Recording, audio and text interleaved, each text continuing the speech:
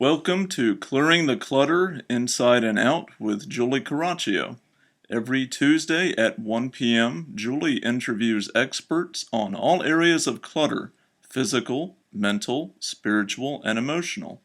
A clutter coach and professional organizer, Julie also offers tips to help you get clutter-free for a more joyful and fulfilling life. Hey everyone, today we're going to be talking about kitchens. If you're trying to eat healthier or lose weight and your kitchen's full of clutter, you're not going to be able to do that. What if you run a small catering business out of your home or make homemade goods that you sell? If your kitchen's in disarray, you're probably not being as efficient as you should be. I'm also really excited because today's guest has a unique take on organizing kitchens that I've never heard of. So I'm sure that I'm going to be learning some tips today about getting my kitchen much better organized. All right, I'm going to tell you about today's guest. Kitchens hold a special place in Alison Lush's experience. She is a diplômée d'études professionnelles in French cuisine from the Institut de Tourisme et de Hôtellerie de Québec and 17 years in catering kitchens, frequently in private homes. She currently shares her time between professional organizing and working on catered events as a maitre d' and chef. All this combines to provide her with a powerful set of skills she uses to help clients in their own kitchens and in creating their own events. For the last 4 years, she has been studying with the Institute for Challenging Disorganization and has earned a number of certificates. She is currently a candidate for Professional Organizer Certification, specializing in chronic disorganization. Welcome, Alison. Thank you so much, Julie. It's an honor to be here with you today.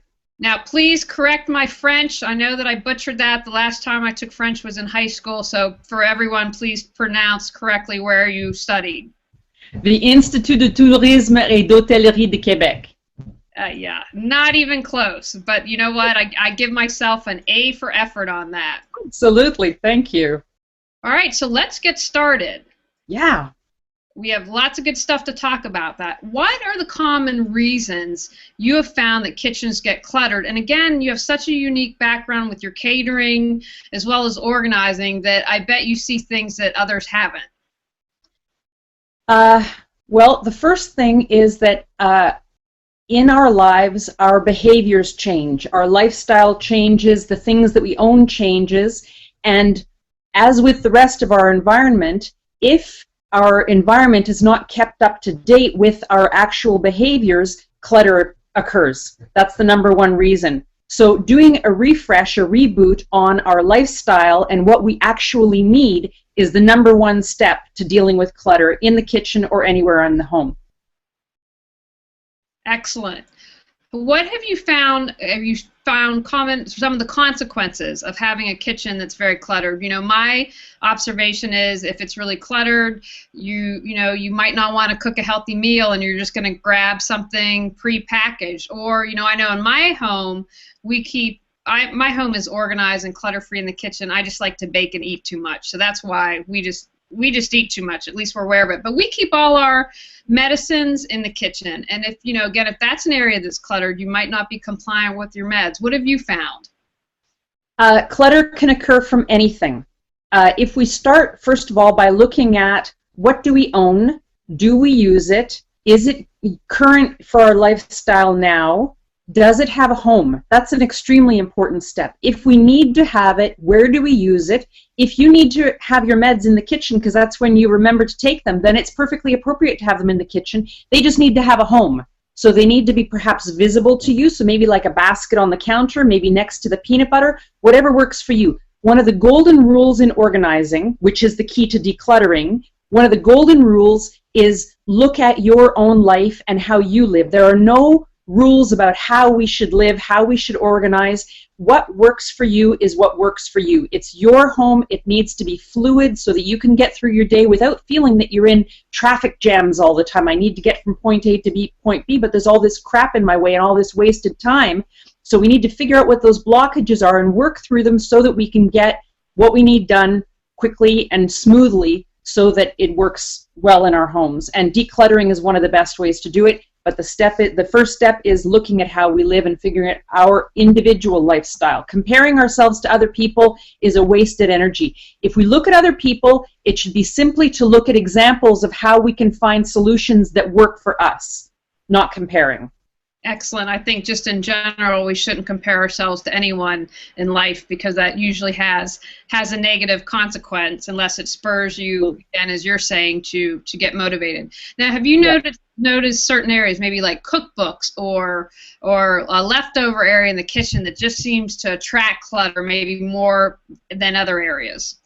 No, I would say absolutely every area of the kitchen attracts clutter, really. So if we take the first thing that you mentioned, recipes, that's a whole subject in itself, and I thought about it an awful lot and took a lot of notes and thought about all the different systems I've had over the years and what I've seen in other people's homes to try to be able to answer this question. What I would say is that, like with any collection that we have in our life, recipes can accumulate clutter. The most important thing about having a collection is being able to retrieve. It's like a filing system, right? So why do you keep papers? You keep them because sometime in the future you're going to need to access it. So if you're having recipes, the most important key is a system. It doesn't make any difference if you use handwritten recipes, if you have them in a binder, if you have books, if you have them all digital. It doesn't make any difference. Whatever you're comfortable with, whatever responds to you and feels comfortable, but they need to be organized in a way so that you can put your hand on the recipe that you want easily. If you have tons of recipes and you can never find anything, you'll feel discouraged and you won't use them, and then they're just taking up space for no reason at all. So I encourage people to be minimalist, to keep only the recipes that they think they might actually use. One of my most successful systems was that I took the recipes I really like, I photocopied them, and I put them in those plastic sheet protectors in a binder and put them in sections. So now if I'm looking for a soup recipe, I just go to my soup section. If I want a cookie recipe, I go to my cookie section. They're all right there, and the bonus is I can take that plastic sheet out and tape it to my kitchen cupboard while I'm cooking, right in front of my face. So I have no books on the counter. I don't get any books nasty and dirty. You can get an iPad or tablet support that you can put on your kitchen cupboard if you're using digital recipes, same thing. Or you can print out the recipe and tape it to your cupboard. It's all about retrieval and using it. If you've got a collection and it's stagnant and you can't access it, it's just taking up space for no reason. And on the subject of recipes, I just want to add one more thing I think is really important, and this is from my own experience. Not all recipes are created equal. Tons of recipes are published and they're crap because they haven't been evaluated thoroughly. They haven't been tested. They're just thrown out there after, oh, this is a good idea, I'm going to make a recipe. They throw it out publicly, but it's an investment for us. If I choose a recipe, I'm choosing to invest my time and my money, and I want it to turn out well. So I strongly encourage people to be wary and to be critical. And when you find a recipe that worked for you, try another recipe from the same source. And be critical of the results and ask yourself, it's like going to a restaurant. Did you go to the restaurant at the end of the meal, you ask yourself, did I like that meal? You do that because you want to know if you should go back. Do the same thing with your recipes because it's an investment just like going to the restaurant. Oh, that's an excellent tip. Now, I have to ask you, I love that system works. I don't know if it would work for me, but it works for you. Do you own cookbooks? I used to have a huge library of cookbooks. And then after a certain point, I realized I was never using them, and they were taking up valuable space, and they were depressing me because they were sitting on the shelf almost mocking me like I should be cooking all the time. And I didn't want to cook that much. I wasn't being really honest about the role cooking was playing in my life at the time. So I downsized them gradually. And a really good trick about decluttering in general in our lives, and this applies for the cookbooks, is that you get rid of the things that you know that you're willing to get rid of. And the stuff that you're not sure about, I ask myself two questions. Can I easily replace it? If I get rid of it today and tomorrow I'm kicking myself, could I go out and replace it? So that's a really good way of letting things go out the door without having to feel afraid. If it's something that's irreplaceable, like say it's my grandmother's cookbook recipe book, and I know I'm never going to use it, but I'm sentimentally attached to it and I feel badly, I put it in what I call the ripening box. I have one box in my house, and I put things in there if I don't know if I'm going to let them go. I have to let it simmer a little bit to see if I'm willing to let it go. Some people call it the agony box, things you agonize over. So you put it in the box, and then you walk away, and then when you come back to it later on, often the decisions seem much clearer after they've been sitting in that box for a while. excellent tip. I've also used, I love about the recipes. I never thought about it that way until you mentioned that. I have luckily have found great recipes on Pinterest, but what I do, when I try it and I like it, I move it over to Evernote. And so it's on my iPad. So that's how a place I set it on the counter, and it's tagged, and Evernote works really great for that. Now, I would love if you'd have suggestions. In my personal and professional experience, Tupperware containers can just take over a kitchen. I've seen that. You know, my husband works a swing shift, so I make dinner for him 5 nights out of the week and have to pack it, and I make sure he has a vegetable and his main course. And so, you know, that's something I use, glass containers, because that's important. But what tips would you have for us for Tupperware?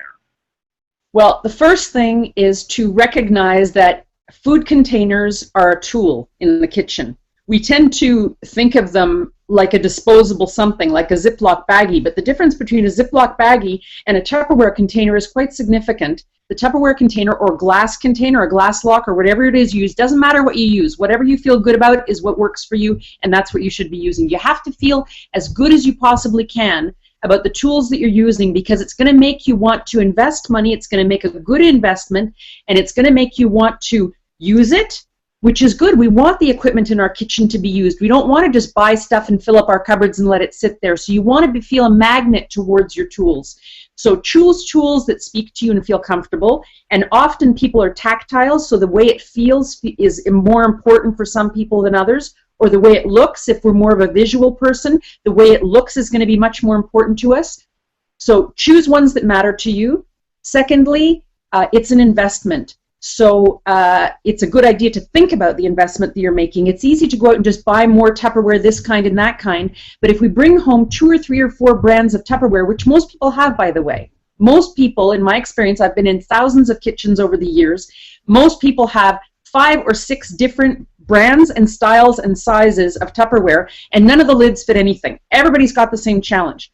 So what I do now in my home, and it took me years to get here because it's all about evolution. It doesn't matter where we are, we start off today and we look at how we live and we examine in order to improve whatever it is so that tomorrow we can be better off than we are today. No point in judging ourselves either. Don't let other people judge us, but don't judge ourselves either. Just evolve.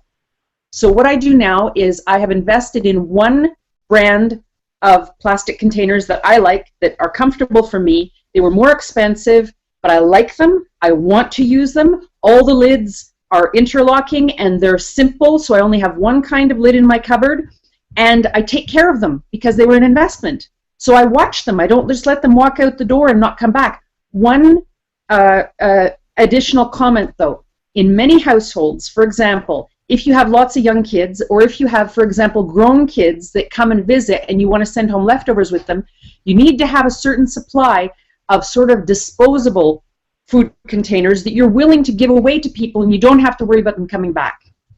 So even if you have nice stuff that you like that's good for you on a daily basis, keep a little bit of the sort of disposable stuff at the back of the cupboard so that you can give people food if you want to, and you don't have to feel badly about the container.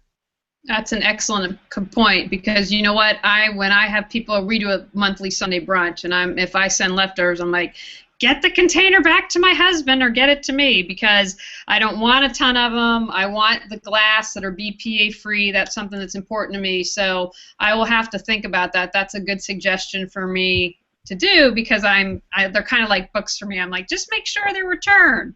Now, I'm very excited to talk about this, because when we first were talking and setting up the interview, you have a really unique approach when you go help a client organize a kitchen. You ask them, and this is where you start, are you a chef, cook, or a gallery slave? And I want to know, one, why you start there and how that helps eliminate clutter.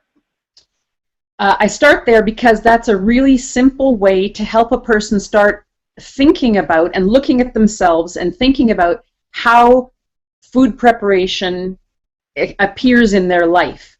If a person is like a galley slave, that could be someone who has young kids, it could be someone who has a big family, it could be someone who has boarders, it could be somebody in all kinds of different circumstances. Those people, there's an awful lot in common with their food preparation situation as with a professional kitchen, if you think about it. So high volume, repetitive, maybe a difficult clientele. So if you look at the professional kitchen situation, you can find parallels and clues as to how to respond and set yourself up so that you avoid clutter. So for example, meal planning becomes much more important. Find recipes that are reliable so that your clientele are going to like what you're cooking, so that you're not left with leftovers, which creates clutter in your fridge. Teach people how to cook so that they can help you. That's a great way. That's a great thing to do. There shouldn't be one person in a family cooking for 8 people day after day after day, unless the person really enjoys it. For example, it's possible in some families that works, but in a lot of families, it's just like a default mechanism, and everybody should learn how to cook. I think it's a should. Yes, it's a should. I think that because we have to eat our entire lives, the more cooking skills we have, the more independent that we are, the more confident that we are, and this all ties into also clutter and economy, because the more we're able to cook for ourselves, the less we spend on delegating that responsibility to the people who bring us takeout food, or the restaurants that feed us, or buying prepared meals in the stores. There's nothing wrong with that, having that lifestyle. I'm not judging. All I'm saying is that if you invest in basic cooking skills for yourself, then you have the choice. You have the choice. And further to that, and this is really important because it's all really related. I was trying to figure out how to just answer one question, but they all overlap so much. If you have basic cooking skills, and they're not difficult to get, there's cooking classes all over the place, and all over the place on YouTube as well. There's a million people teaching basic cooking things on YouTube. It doesn't cost anything. It could take 3 minutes, 5 minutes to learn one basic cooking skill. How to hold a knife, how to chop a melon, how to do anything. You can find it on YouTube, I guarantee you. So start bit by bit and add to your skill package. And the reason why this is so key, not only because it fits in really well with having a healthier lifestyle, being able to cook for yourself, cook food that you like, save money because you're feeding yourself when you want to. You don't have to do black and white. It doesn't have to be everything for yourself and everything from scratch. Just a couple meals a week already. If you don't do it already, it makes a big difference. But if we have basic cooking skills, then we're much less likely to buy gadgets. If you know how to use a knife, you're not going to go out and buy 5 different tools that teach you, that will cut stuff for you, which if you bring them home, maybe they don't work well. How often do you actually need, vegetables that are in long matchsticks? How often do you need that? If you learn how to do it with a knife, you don't have to have that thing cluttering up your cupboard. You don't have to waste that money. You don't have to feel guilty that you bought it. And you just have a knife and you learn how to use it. Wow, that's excellent. Although it seems I need some knife skills. That would be, because I've never taken a class, but you're right. There are tons of videos on YouTube, and that would be a good place to start. Now, would you have any thoughts? One comment, please, Julie. When I went to cooking school, it was 1.5 years long, my cooking school. We spent the entire first week just learning how to cut vegetables and fruit. Wow. That's the very, very first thing that they taught us, how to cut vegetables and fruit for a whole week. That's how key and fundamental it is. So if you're going to do one thing to improve your cooking skills, I strongly recommend go to YouTube and learn how to cut fruits and vegetables. All right, you've convinced me. I'm there. Now, do you have any thoughts? I would classify myself as definitely a baker. It's something I love. It brings me joy. When I would start a new job, I would bake fresh cookies, and that became a routine for me. It was just a way to kind of break the ice when I walked into a new place. Trying not gourmet on a couple things. I'm learning Italian fairly well, but more in that cook gourmet thing. Do you have any thoughts for me, since I'm kind of nebulous in those categories? I don't think anybody really fits neatly into any category, quite frankly. I think that it really is beneficial to sort of pretend that you're holding a mirror in front of yourself all the time when you're in the kitchen, and look at what you're doing and ask yourself, first of all, how do I feel about it? Am I enjoying what I'm doing? If I'm really enjoying making cookies, if that really makes pleasure for me, then whatever it is you need to make cookies deserves to have more room in your kitchen, and you can invest in more equipment if that's necessary, for example.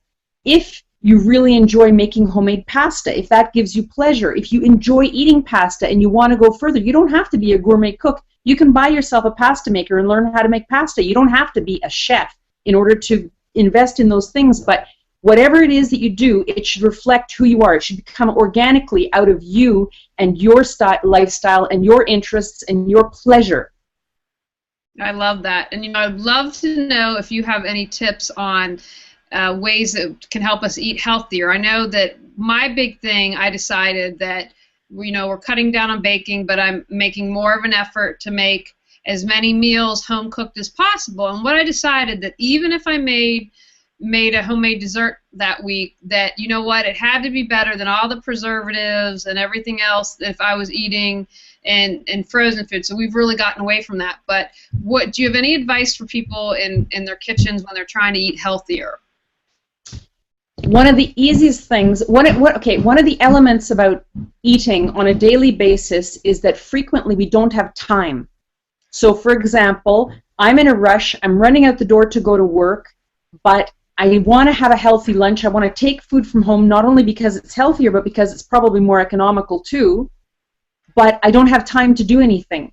So one of the best things that we can do is take a clue from professional cooks. What they do, I don't know what it's called in English, it's called mise en place in French. And what that means is they will take all kinds of food and they will prepare it in a first step and put it in containers in the fridge. So for example, when I go to some of my clients' homes, older people or handicapped people or people who just want to eat more healthy, I will strongly encourage them, for example, to take 5 or 6 carrots and peel them and cut them and put them in water and put them in the fridge. That way it's an easy grab thing. I've seen images on the internet of people who prepare snacks and lunches for their kids, and there could be like a whole tray in the fridge full of little Ziploc baggies that have little tiny portions in them, or whatever containers you want, little tiny portions already, so you just grab and go.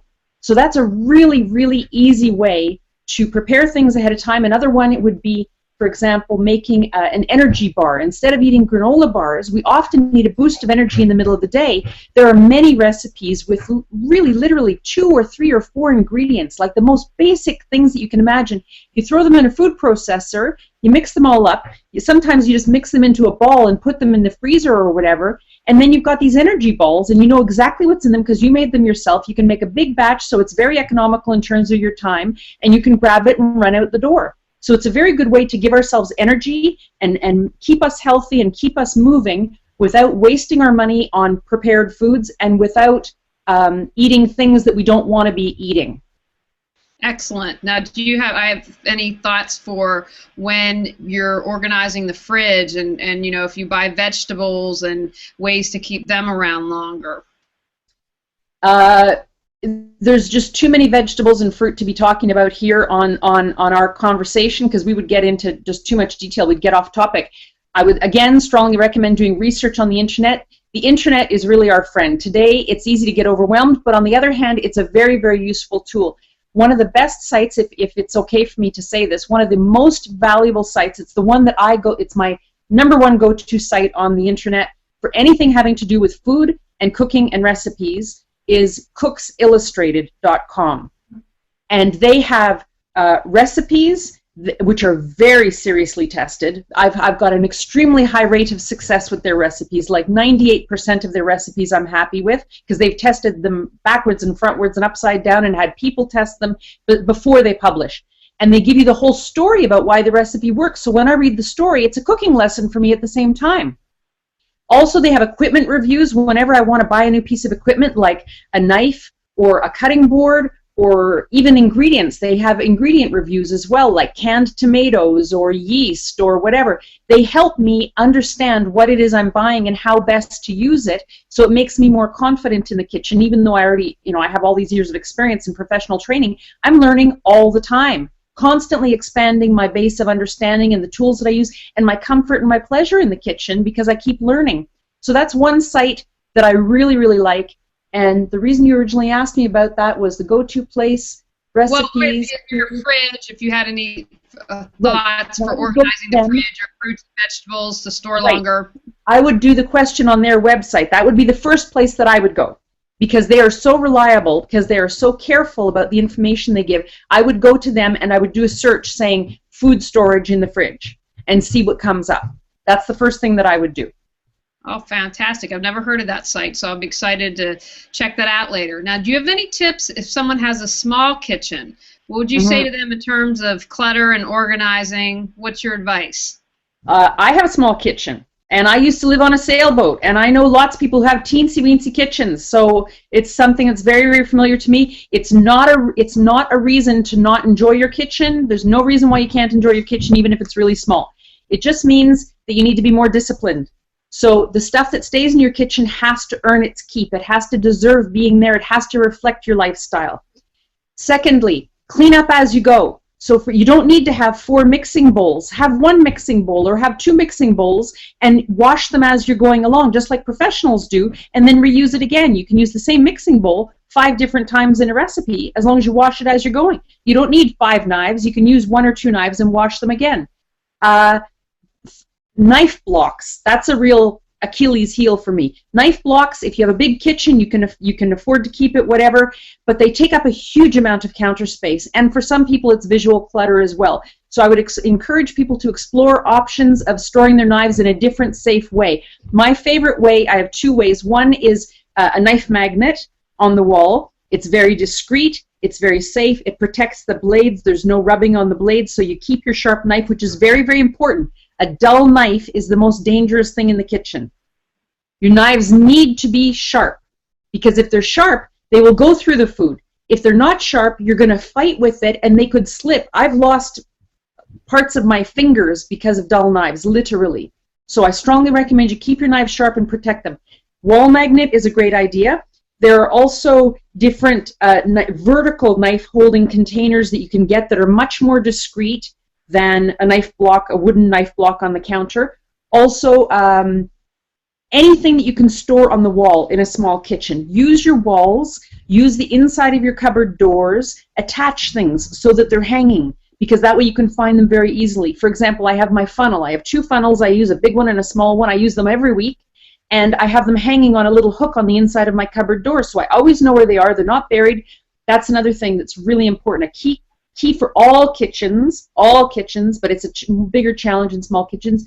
When you give things a home, don't pile unless it's absolutely necessary, because when you pile things for storage, you're going to have to lift out a whole bunch of things to get at the thing you want, and it's very discouraging. It's going to impact how often you use that thing. It's going to impact how often you work in the kitchen and how often you choose to work in the kitchen or cook things out of pleasure, because it's just going to be another roadblock. It's like a traffic jam. As much as possible, give yourself little extra shelves inside your shelf. If your shelf is really tall, cut it in half vertically. You can build yourself a little support out of wood, or you can buy them in the store. There's millions of them, well, not millions, there's a whole bunch of them available, and just vertically separate it so that things aren't piled. You just take it out what you need. Also, utensils. If you have a very small kitchen, you probably are very short of drawer space. There's lots of things you don't have to put in a drawer. You can put a canister like a porcelain canister or an earthenware canister on top of your counter and have all of your big utensils standing up in it.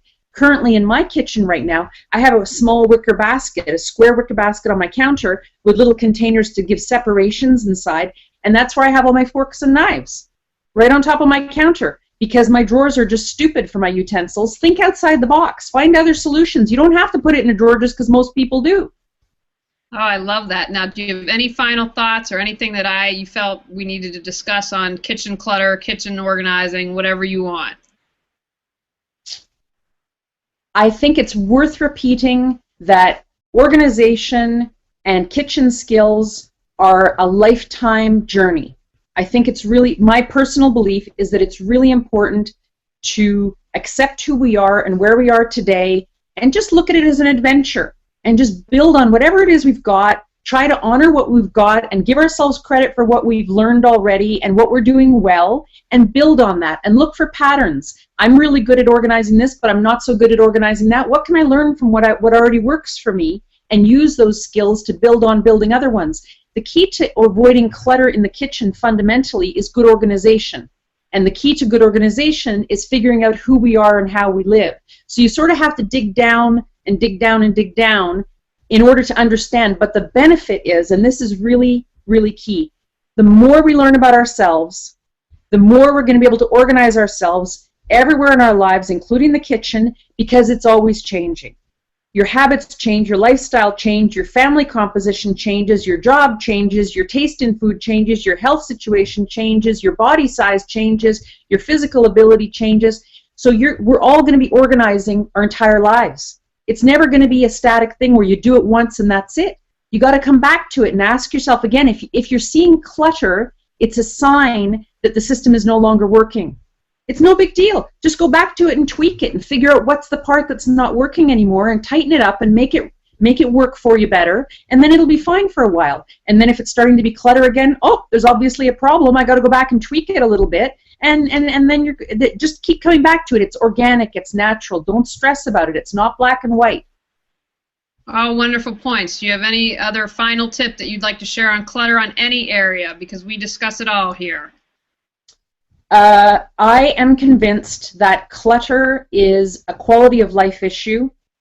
I see it in my clients' lives. I see it in my life. It's got a very profound effect on our quality of life, on our self-esteem, on our energy, on our courage, and it's worth investing time and energy trying to deal with it and find out what are the causes and improve our organization and our systems so that we can get through our days more like going through going from A to Z, A to B in the city, and there's no traffic jams in front of you, and you can just get where you need to go, and just learning as we go along, and it's organic, and just keep learning and find people who inspire us, who make us feel good. There's no point looking at people who make us feel bad. There's so many influences out there. Narrow it down to a few that make us feel good and make us have the courage to move forward and who speak to us, because we all hear different things and we all need to hear different things. And find out who your mentors are. Find somebody who's good at one thing and learn it from them. You don't have to find someone who's good at everything. Everybody's good at something. Like you could have a colleague at work who you don't necessarily get along with, but they might be really, really good at bringing their lunch to work. Have a look and see what they're doing and figure out how they're doing it. What is it that they're doing to get their lunch to come to work? And you could learn from them. We can learn from everybody. Just figure out what it is you need to learn. Wonderful. Now, please tell people how they can find out more information about you and anything else that's relevant that you'd like to share. Thank you very much. One of the peculiarities about where I live and where I work is that I live in Montreal, in Quebec, in Canada, and the official language here is French. So the name of my company is in French, which throws an awful lot of Anglophones off, which is perfectly understandable. So the name of my company is Espaces, Efficaces, which just means efficient spaces.